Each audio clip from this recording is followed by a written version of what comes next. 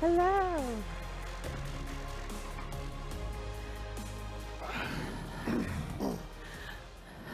Great. So hello, everyone. Thank you so much for joining us today. We have a very distinguished panel for you. These three gentlemen have one thing in common. None of them have jet lag, which is pretty amazing. Let me introduce them to you. Dr. Stephen Lockley is a professor at Harvard Medical School. He's also the co-founder of Timeshifter. He's been studying circadian science for 20 years, working with NASA, Formula One, and global CEOs. Mickey Beyer-Clausen is the co-founder of Timeshifter. He is a serial entrepreneur and has successfully started and sold a few companies. And Mike Massimino is our former astronaut. He has had 4 spacewalks, and he has fixed the Hubble telescope twice. I don't know what went wrong the first time, Mike, but... Just wear and tear, normal wear and tear. All right, they sent you back up. So we're here to educate you a little bit on jet lag. Stephen, why don't we start with you? You've been studying circadian neuroscience for 20 years. Can you tell us a little bit about the research that you've done and how it played into this new company? So when we learned to jet travel, when we invented jet travel, we also gave ourselves a new problem, which is jet lag, or jet lag disorder as it's known clinically. And jet lag is caused by our body clocks not being able to catch up with the speed at which we travel. And so when we travel across many time zones very quickly, our body clocks get stuck in the old time zone. It can't quite keep up. And we've evolved to shift by a few minutes a day in response to seasonal changes in light and dark, but we're not very good at shifting large amounts every day. And so when we do those big flights across the planet, our body clocks can't keep up, and we end up with the symptoms of jet lag, which is sleepiness, insomnia, and often other disorders of metabolism, eating, and so on. Now, the key time cue that our body clock uses to reset is the light and dark cycle. Light, and particularly blue light, which so everyone in the audience is getting an alerting stimulus with that blue light. And so if we time light properly and time light avoidance or dark properly, we can shift the body clock much more quickly. So instead of shifting by up to an hour a day, which you would do if you just did it yourself and didn't really know what you were doing, we can shift the body clock 3 times quicker than that, by about 3 or 4 hours a day, so we can get you much more quickly to that new time zone. And so jet lag is caused because the light-dark cycle gets out of sync, but we can use light and dark then to reset the clock more quickly if we time it properly, and it really is all about timing. And you've been working with top athletes, top CEOs for a long time. It's kind of been like a secret, I guess, maybe in the industry. Yep. Can you tell us a little bit about who you've worked with and how it's helped them? Yeah, so this work really came out of some collaborations with NASA, with a colleague of ours, Dr. Smith Johnson, who's the flight surgeon who heads the fatigue program at NASA Johnson Space Center. And for about the past 10 years or so, we've been using an algorithm to time light and time dark, but other aspects like melatonin use or caffeine, to help the astronauts fly when they travel from Houston to Tokyo or Cologne or Moscow for training, because the astronauts have to hit the ground running. Their training program is very closely monitored, and so they can't afford to be out for 2 weeks when they fly to Moscow. And so we've been doing that for about 10 years with that program. And then I've been working with Hints of Performance and other colleagues to provide these services to Formula One drivers, to Formula One teams, and to top CEOs. And then over the past 2 years, we've developed that algorithm into Timeshifter, into the app, and which gives you then that same benefits from an app that you can carry with you on your phone. And so we've been using this for about 10 years or more with very elite individuals who really have to perform the minute they get to their destination. So speaking of performance and space, Mike, you've been there a few times. Mm-hmm. Can you tell us a little bit, please, about your trips to the Hubble, and how did kind of circadian science play a role in that at all? Yeah, sure. So as an astronaut, you dream about being an astronaut, and then you are lucky enough to get chosen to be one, and then you train, and then you get assigned to a flight. And you get all this training and this responsibility, and it's a dream come true, and it's an important job. But you need to be healthy and awake when you do it. And and your performance is going to be affected by your nutrition, by your physical condition, but also by your sleep. And so these things become very important to you so you can be at your best. And it's just like, it's not really any different than any other job that we have. We will want to be at our best. And sleep is important, but you also have to, at times, travel and arrive and be ready to go. And that is the ultimate thing in space. You're traveling quite a distance. You're doing something that is very important, that you're passionate about, and you have that responsibility, and so you want to be well rested. So Smith Johnston was my flight surgeon, a very good friend of mine who's in the audience here, a NASA doctor, and he was our flight surgeon for our first flight and put together our sleep shifting plan. My first flight to Hubble, when you're going there, you don't have a choice of times necessarily to go. There's only one time slot per day. It's like you want to go, you hopefully had a couple choices on how to travel to Lisbon, right? A couple flights maybe. But no, and they tell you what day you're going to go, and during that day, there's only a certain window of time that you can get from our planet to whatever that target is, if it's the space station or in our case, the Hubble. And that time moves, it shifts each day. And you want to be launched toward the end of your day so that you arrive in space, you prepare, get ready, arrive, and then you do some things and you get a good night's rest. So you can't always launch at 3 or 4 in the afternoon. That's ideal, but you can't always do that. In my first flight, we were launching at 6 a.m., which meant we were getting woken up 9 hours prior, which is 9 p.m. And that's not the normal time to wake up to go to work for us. We generally work during the day with our training schedule, so we had to go through this shift. So that was my first introduction to it. And we did things like when we were in crew quarters, we had different lights. You mentioned the different color lights to help. You shift little by little. You can take sleep medication to help, things like melatonin. If you're drinking coffee, if you're a coffee drinker, there's a time to do that and a time not to do that. And little by little, you shift, or sometimes in a hurry, you shift, but you're ready to go. And you have to follow that plan. And that's why I was thrilled to see that Timeshifter was now taking that plan that I was used to as an astronaut, where a lot of these smart people like Smith put it together for me. I don't know where to begin to do that. It's not as easy as you think, but it's great to have this app now that I've used for the past few months when I use it to travel here. And it's absolutely fantastic. It gives you that plan so that you're ready to go when you arrive. So Mickey, you've really created an app that is actually an astronaut plan. So you're basically giving everyone here an astronaut plan. That's pretty cool. So you're working with these guys now. You've started this company. Tell us a little bit about the app and kind of why you felt the market needed this. Yeah, sure. So yeah, Timeshifter is a company building a platform for circadian shifting with an initial focus on jet lag. The jet lag app, the Timeshifter jet lag app, we launched that about 5 months ago now, and is really applying what Dr. Lockley talked about before to give each of us a highly personalized plan based on some different inputs, some different data relating to you and your flight. And so it's really exciting because so many people, there are hundreds of millions of people every year traveling internationally, and many of them struggle with jet lag. And so for us to be able to deliver a tool that's actually effective and not based on misconceptions and myths, but is based on science, is super exciting.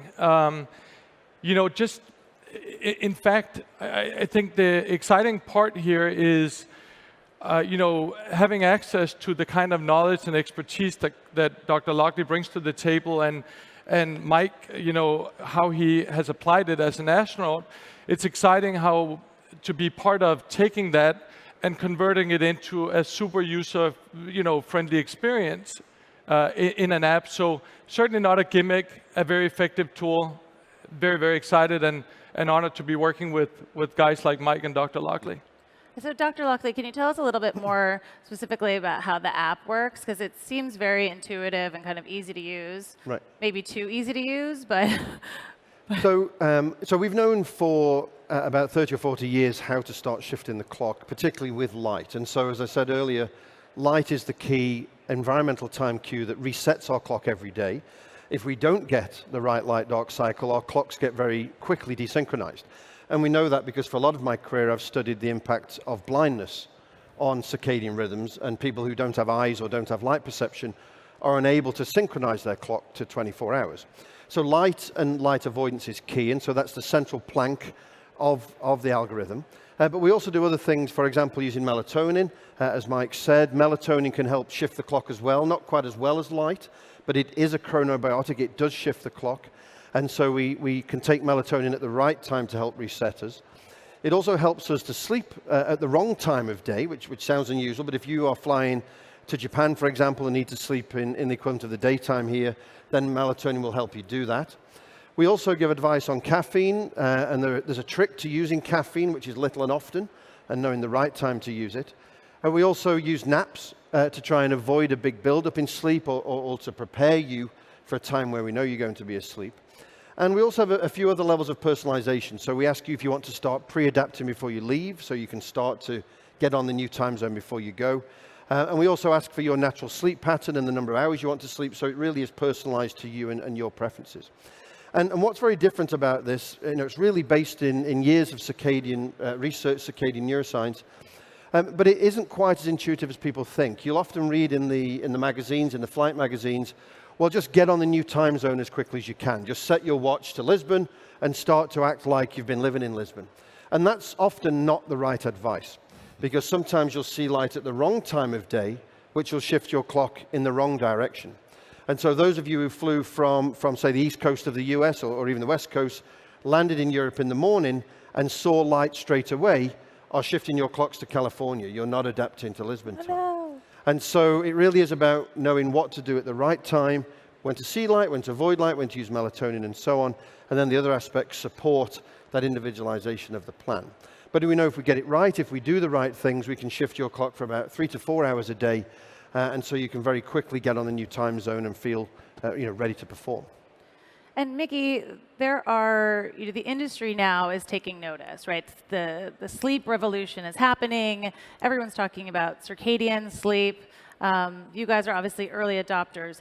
But can you tell us a little bit about what the industry has been doing? I know Airbus has new lighting. There's a conversation going on. What's the feedback? What have you seen? Yeah, no, I think over the past 10 years, I've been focusing on mental performance well-being from mindfulness and sleep, and now also as it relates to the circadian rhythm and jet lag. It's really exciting to have been part of sleep becoming a priority to people and companies and insurance companies and in sports for that matter. We're seeing a real move now. So it's now on the agenda. People are excited about it. I think, as it relates to starting a business, this is a great time to do it, to do what we're doing, because had we done that 5 or 10 years ago, it would have been more difficult, just because we now have a real interest from people in this, and they're looking for solutions.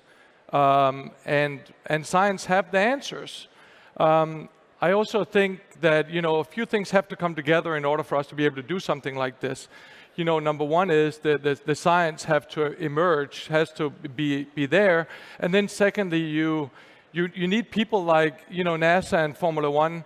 You need some early adopters that are showing the way and saying, let's apply this and try it out and show how it works. And now that's happened. And then we all have cell phones. Not everybody, but a lot of people have cell phones, certainly the people that travel. So now we have a vehicle, we have a way to bring it out to people in a very highly personalized way. Great. Mike, I have a question. It seems that everything great comes out of NASA, obviously. You've probably been around cutting edge technologies, for the last 20 years. So why aren't all astronauts tech investors? Why aren't all astronauts billionaires? Oh, we're government employees. Yeah, we get paid regular civil servant pay. I'm no longer with the government, so I don't have those restrictions any longer. But no, we get paid. We get paid well, but we're regular. We don't get any. We didn't get any overtime. We didn't get hazardous duty pay either, which I found kind of interesting. But we're very happy to do the job. We don't do it for the money. And we're concentrating, I think, maybe the reason is we're concentrating heavily on our jobs. And you don't have that many resources necessarily to do a lot of investing, but some of us dabble a little bit here and there. We do get paid a little extra to fly in space, though, because we travel orders when we travel places, and it was from Kennedy Space Center, Florida, to low Earth orbit and return. And I was very happy to see the return part. And we got lodging was provided, meals were provided. But we had incidental expense of like $2.34 per day that they could not zero out. So that was our extra pay. But that's not enough to really invest that much in any.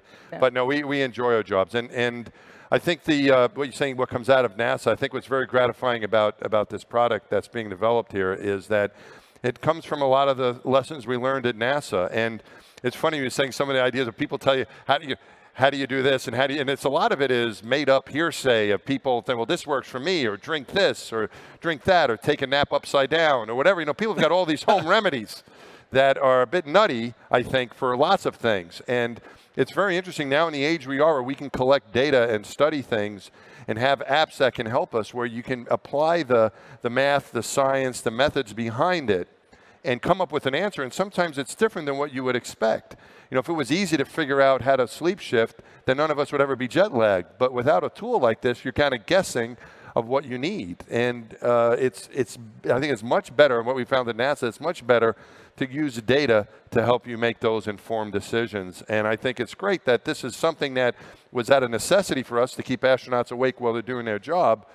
Now it's turned into something that I can use in my travel now, and not as an astronaut. And I was telling these guys earlier that the first time I used Timeshifter was back in May. I had a trip to Montenegro, and I got back, and I arrived just in time for a family function. Everyone was kind of waiting for me to arrive at this thing, and I got there, and my sister and my sister-in-law were talking to me, and I was like, "What's the matter? Like, we can't believe that you just come off an airplane from Europe, and you seem wide awake." And I was like, Timeshifter. And I said, Mickey, no. So that I think is the best testament to it, that there really is a science behind it, that these people have studied, Steve and Smith and people at NASA, and they did it because we had that need to be able to get to space and be alert in case there's an emergency. You have to be alert. You can't be not feeling well because you're jet lagged. You have to be alert. And so it was a necessity, and now it's turned into something that I think is just as much a necessity for the world we live in now as we travel so much across time zones so frequently. So, Mickey, how are you getting this in the hands of consumers? Or what kind of partnerships have you looked at in order to really kind of get this out into the world? Yeah, so rather than putting it out in the App Store and expecting everyone will find it, we apply this B2B2C model where we go out and partner with strategic partners in the travel industry. And even here, I have an example.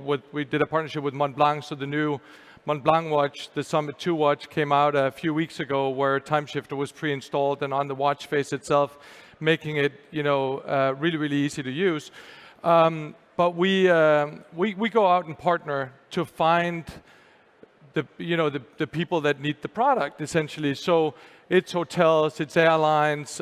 We partner with Under Armour as it relates to elite athletes, Montblanc as it relates to business travelers, Six Senses resorts and hotels, a great partner that are now offering Timeshifter jet lag plans to every one of their guests visiting their resorts around the world. So that's the way we get out there. And we also partnered recently with Amadeus, sort of the booking system behind all booking systems in the travel industry. So when you book a ticket with an airline, chances are it's Amadeus underneath. Or when you book it with a travel agency, chances are that it's Amadeus under it. And so working with partners like that, it really helps a startup like ours to get out to millions of people, and that's how we do it. Great. And Stephen, Dr. Lockley. Can you tell us what have been some of the new advances, kind of what has kind of come around in the last just few years as this circadian science has heated up? So you're starting to hear more about circadian rhythms and circadian medicine, and a good example of that was last year's 2017 Nobel Prize for Medicine winners were 3 circadian rhythm researchers who discovered some of the genetic basis of our rhythms back in the 1980s. And so the idea of circadian medicine, where we measure your internal clock, or we model your internal clock, and then everything is timed to that rather than clock time. And so a good example would be how to time your medications. We all get given our medications at the same time, 8 a.m. or 8 p.m. or before a meal or whenever the doctor says, but we have a 5, 6, 7, 8 hour range in the difference between our circadian clock time, even without jet lag. And so knowing your internal time means you can give what has been termed chronotherapeutics, where you time your drugs at the right time for you, which is different from someone else.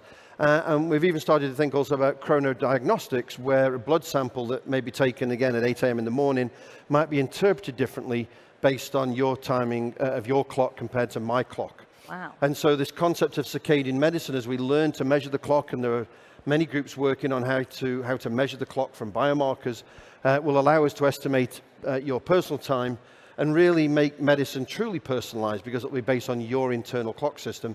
And so all of your diagnoses, all of your treatments will be based on that internal clock.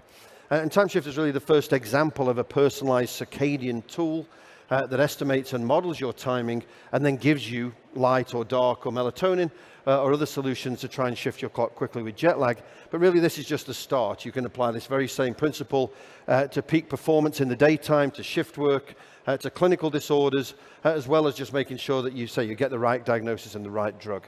And so circadian rhythms are going to become more and more important in the next 5 to 10 years as we have easier ways to measure the clock, and then we're going to find this explosion in circadian medicine where time really is important. And so watch this space. Wow. So we have time for one more question. And so I don't know if you know this, but Mike Massimino was the first man to tweet from space. Very exciting. So I just wanted to ask you, Mike, where were you when you tweeted, and what did you tweet?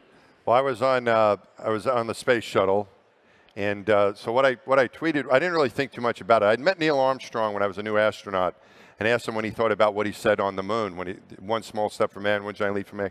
He said he didn't think about that until after he landed, and that the reason is that you take care of business first, and you worry about the PR later.